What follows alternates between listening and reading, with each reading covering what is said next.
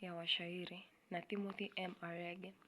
Na waona washairi katika dunia yao. Wameketi miswada mikononi, wengine kalamu zao, karatasi zinaigusa na kuisemea maneno yanayoisawiri vizuri mioyo yao. Na waona wengine kalamu zao zimeshindwa kuzipapasa karatasi. Bado kidogo, wazo la mshairi halijaiva, ili kuipa kalamu nguvu ya busu. Japo kalamu tayari ina hamu kutekeleza tendo la uumbaji, lakini lazima kusubiri.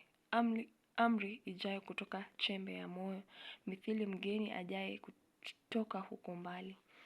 Nanyanyua kichwa na kuona kundi la washairi wakisomeana mashairi, wengine yanaganiwa na mengine kuimbwa.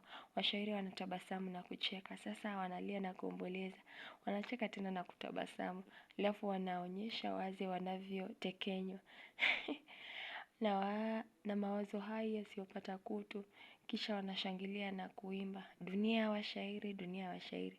Nazisikia sauti zao zinazoukaribisha ushindi. Na tanabai kumbe ni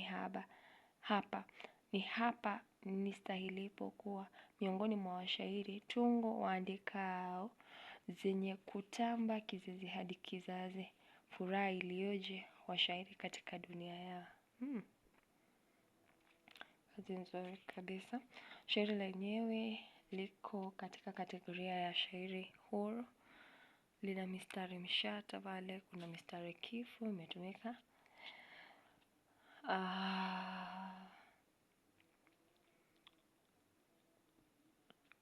Kitu kingine ambacho tunakiona pale, kulikuwa na matumizi ya taswira kwa wingi. Kwa mfano kuna taswira mguso, watu wamebeba kalamu ambazo zinagusa karatasi.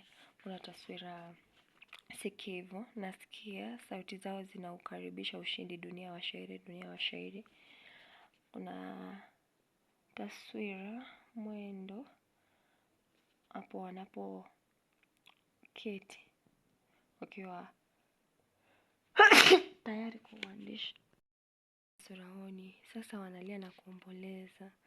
Wanacheka tena na kutabasamu. Haya, katika matumizi ya lugha, kuna tashkhisi. Kwa mfano wengine kalamu zao, karatasi zinaigusa. Ili kuipa kalamu nguvu ya busu. Japo kalamu tayari ina hamu kutekeleza tendo la uumbaji, lakini lazima kusubiri. Kuna kuelekezana pale. Kuna tashbihi, amri ijaye kutoka chembe cha moyo, mithili mgeni ajaye toka huko mbali.